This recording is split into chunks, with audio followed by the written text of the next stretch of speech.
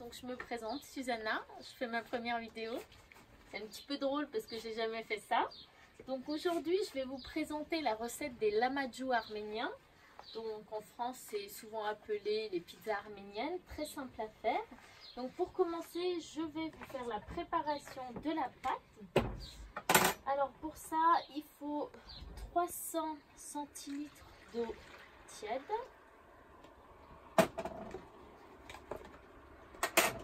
Mon caméraman me suit.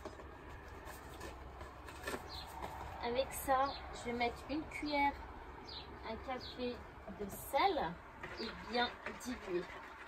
Donc là, on va faire la pâte en premier. Comme ça, après, quand je vais préparer la farce, ça va permettre de laisser la pâte reposer. Donc, je me permets de goûter pour voir si l'eau est assez salée. Parfait.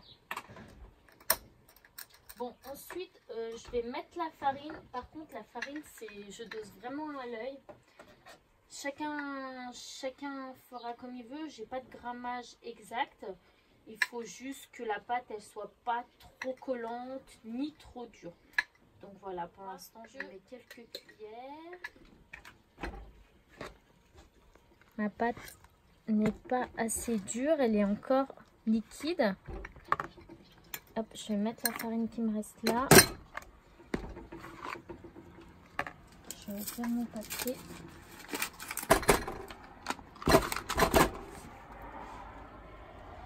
Et je vais continuer à la main. Voilà, c'est vraiment très rapide, très simple, rien de compliqué. Donc j'ai mis un verre d'eau, enfin mon verre il faisait environ 300 centilitres. Une cuillère à café de sel. Et on met de la farine autant qu'on veut jusqu'à que la pâte ne soit ni trop collante ni trop dure. Allez, je vais rajouter encore un peu de farine. Voilà.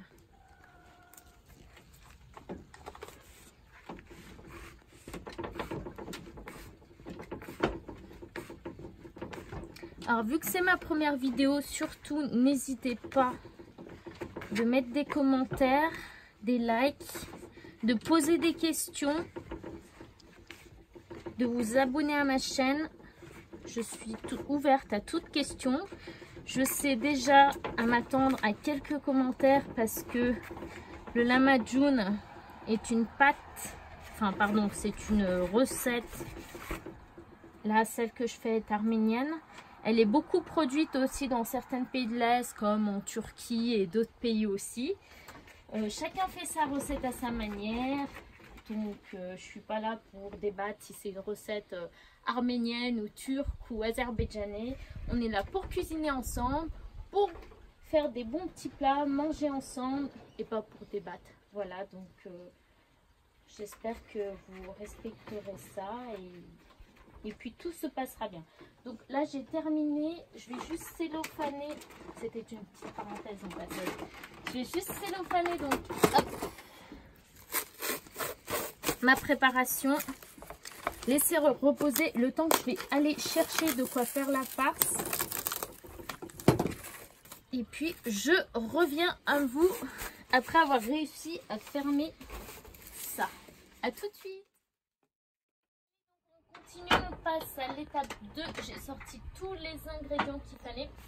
Donc maintenant on va préparer la farce qu'on va mettre donc sur la pâte qui est en train de reposer ici, hein. Il n'y a pas besoin de longtemps, juste le temps qu'on prépare la farce.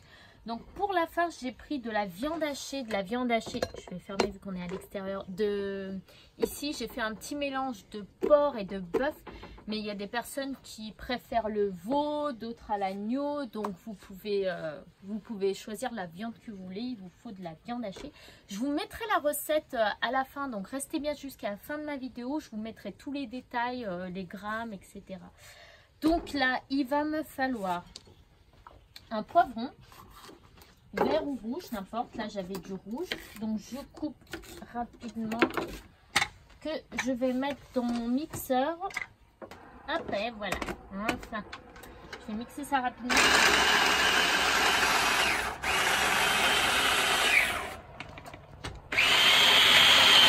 Voilà, ça c'est fait. Alors là, j'ai mixé le poivron que je vais rajouter dans la farce.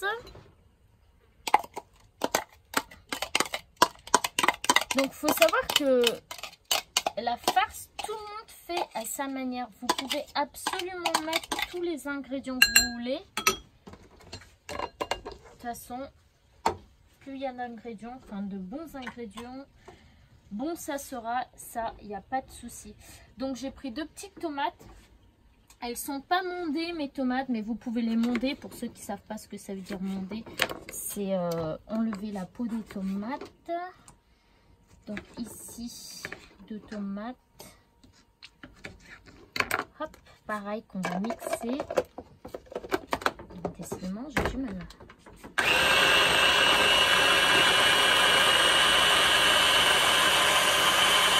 Voilà, ça devrait le faire.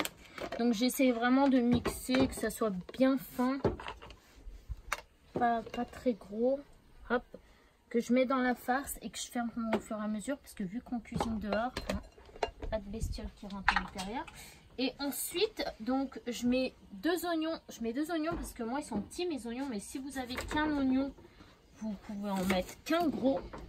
Vous les coupez en quartiers, peu importe, ils vont être mixés, hein, donc comment vous les coupez, il n'y a pas d'importance. Là, on va pas faire de la décoration ni quoi que ce soit. Hop, allez, c'est parti. Bon, je vous le cache pas, je vais en mettre 2,5 parce que les oignons dans ma cuisine, j'en utilise énormément. Et puis là, hier, j'avais cuisiné, il me restait un moitié d'oignon que j'ai gardé dans le frigo, j'y jette pas, donc j'utilise aujourd'hui et puis ça donnera du goût. Ah oui, alors ce que je peux faire, c'est que je peux mixer en même temps l'ail, 2 gousses d'ail. Alors l'ail, ce que je fais, c'est que je coupe au milieu et je vais enlever le germe. Il y a des gens qui le font et d'autres qui le font pas. C'est pas obligatoire.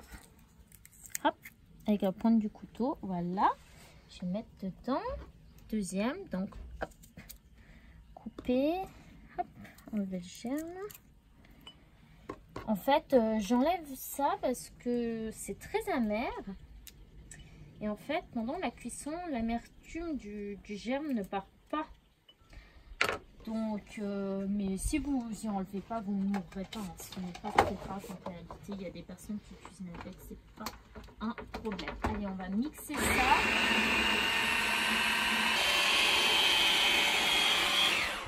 Et là, ça devrait être bon.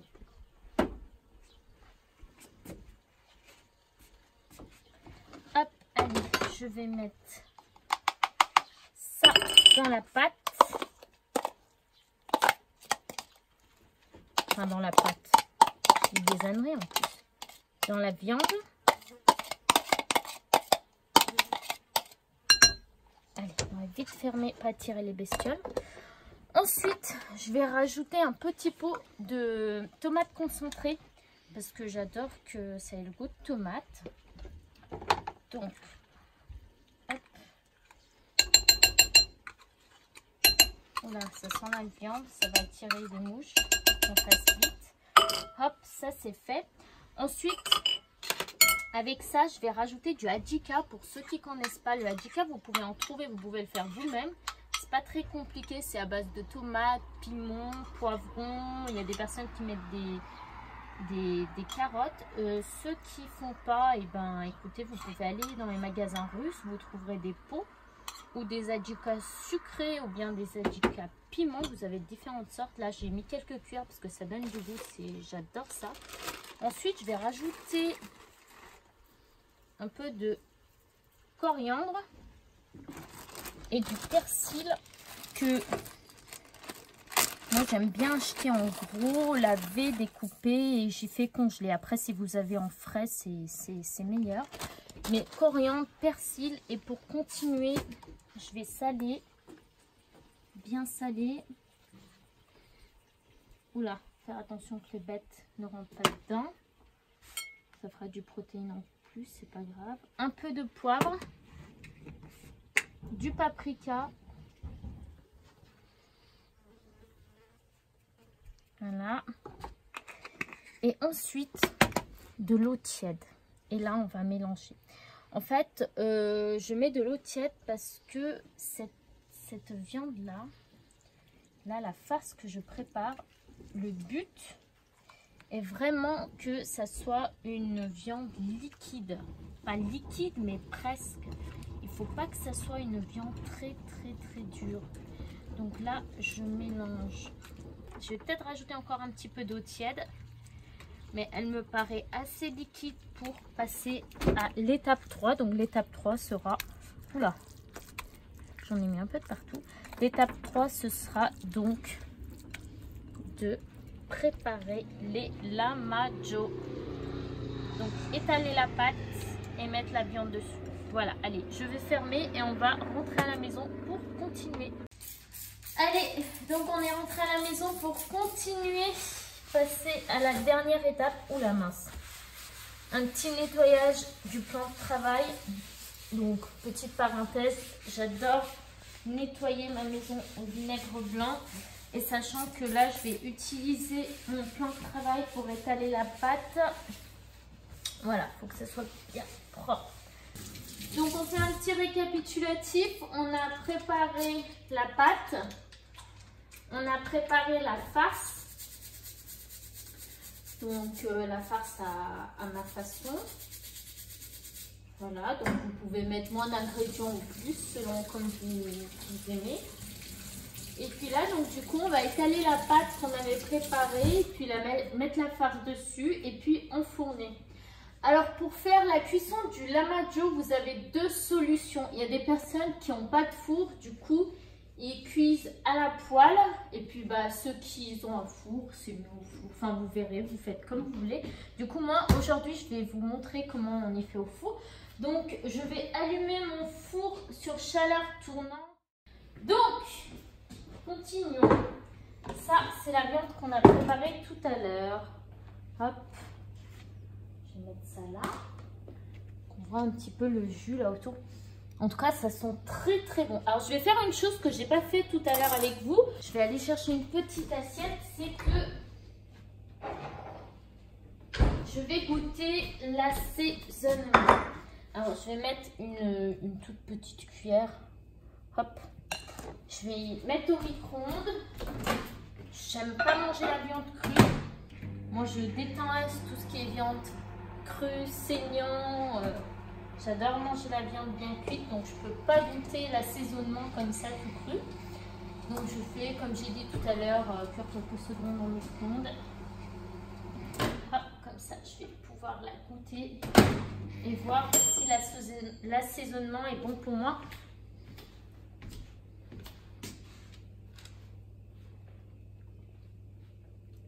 Il est très bon pour moi.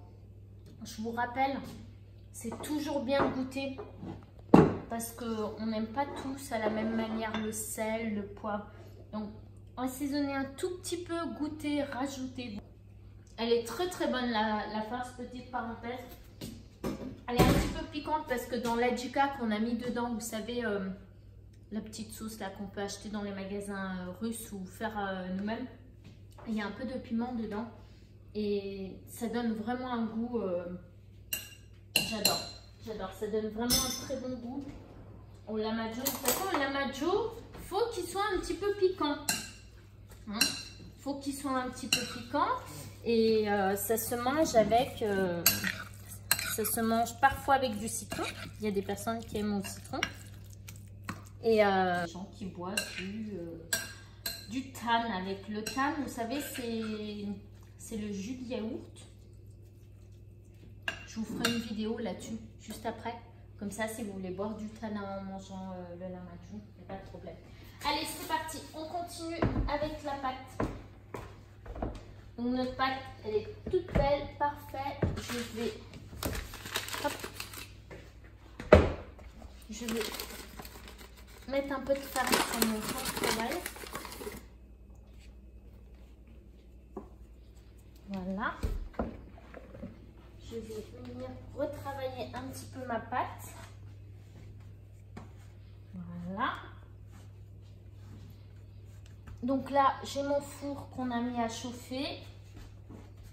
Donc vous mettez votre four à chauffer. Là, la pâte, il faut faire donc des petites boules. Alors, vous pouvez y manger en plat Ou sinon, moi j'aime bien y faire un apéritif parfois quand je reçois du monde.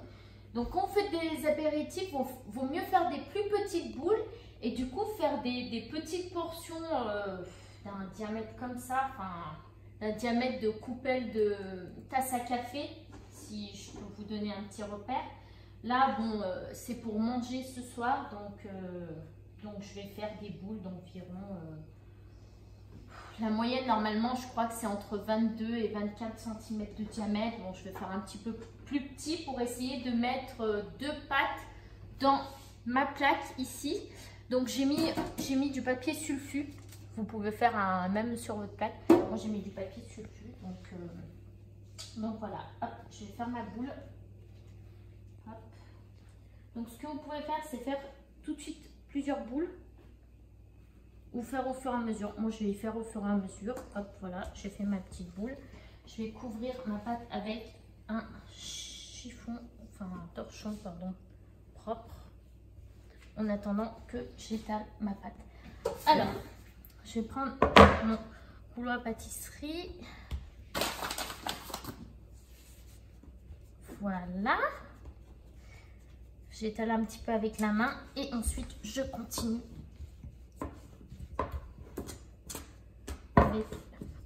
Rouleau à pâtisserie. Donc l'idée c'est que ça soit pas très épais, hein. C'est censé être une pâte assez fine et croustillante. Voilà. Donc c'est pas une pâte briochée, c'est pas une pâte à pizza, c'est vraiment une pâte juste à base d'eau, de sel et de farine. Que ça soit un petit peu croustillant. Alors ce qu'on va faire, c'est que je vais pas étaler la pâte là ici. Je vais d'abord y mettre sur ma plaque et ensuite on étalera la pâte. Donc, préparez votre pâte, mettez sur votre plaque et ensuite on mettra la viande dessus. Allez, je fais ma deuxième petite boule. Hop.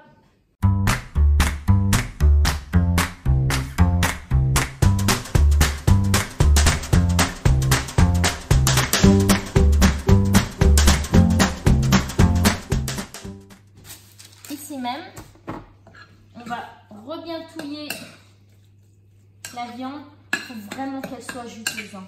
Et n'hésitez pas à rajouter de l'eau si elle n'est pas assez juteuse, vraiment. Le but, c'est... faut pas que ça soit de la viande ultra dure. Donc là, je vais étaler. C'est bien que vous laissez environ 1 cm de bordure. Pas besoin de étaler jusqu'au bout. Hein. Ça sent bon. J'adore, ça sent bon la jika et la coriandre. Je sais jamais si on dit le ou la coriandre. Ouais, je sais, je fais toujours des erreurs là-dessus, comme la majorité des Arméniens, je pense. Hop. Allez, deuxième et on va enfourner. Donc, j'ai regardé, hein, il faut environ entre 5 et 10 minutes de cuisson. Donc plus vous pouvez mettre de pâte dans le four, mieux c'est. Donc à 200 degrés le four, c'est mieux. Ensuite, si vous avez un four à bois, c'est meilleur pour conseil. Donc si vous pouvez faire cuire au four au pain au bois, c'est un délice. Et puis pour ceux qui n'ont pas de four normal, le four à bois, vous pouvez y faire dans la poêle, hein, la préparation, donc la pâte que vous avez étalée. Donc 70 grammes les boules de pâte et la pâte que vous avez étalée, vous y mettez dans votre poêle chaude avec un peu de fond d'huile et puis vous badigeonnez tout de suite dessus la viande et puis vous mettez un couvercle. Je pense qu'en 2 minutes c'est cuit. Voilà. Mais bon, c'est un peu plus long parce qu'il faut faire un par un. Alors que dans le four, on peut en enfourner 2, voire 4 à la fois. Mon petit caméraman vient donc par ici pour montrer la beauté. Hop là. Voilà. Je vais mettre. Donc, j'en mets toujours. Hop. Et on met à l'envers. que je fais, c'est que je pourrais enfourner tous en même temps, mais j'ai le temps, du coup, je fais une plaque par une plaque. Mais si vous n'avez pas le temps, du moment que vous mettez en chaleur tournante, vous pouvez mettre 2-3 plaques en même temps, il n'y a pas de souci. J'en mets 2 par plaque, vous voyez, parce qu'elles ont un diamètre moyen. Mais si vous faites des tout petits pour l'apéro, par exemple, en fin de pâte, regardez, en fin de pâte, j'ai eu un tout petit diamètre, il me restait une toute petite pâte. Voilà, ça c'est vraiment un diamètre d'apéritif, c'est hyper sympa. Et ça y est, la dernière fournée. Hop là.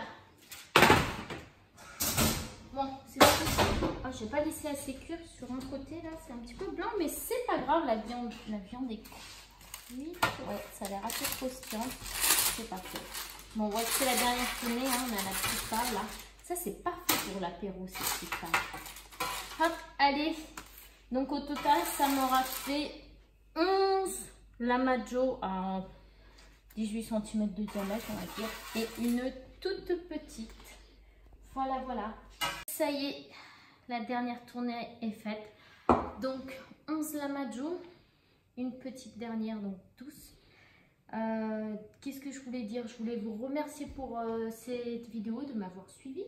Donc n'hésitez pas à donner votre avis, laisser des commentaires, liker et bien sûr vous abonner à ma chaîne. Je continuerai à faire plein de petites vidéos concernant des spécialités de l'Est, de l'Europe. Et puis je vous dis à très bientôt. Bonne dégustation. Mangez un bon petit Lamajo avec un tan. Je vous mets le lien. J'ai fait une petite vidéo très courte comment faire le tan. Donc pour boire avec ça. Bonne dégustation. À bientôt. Bye.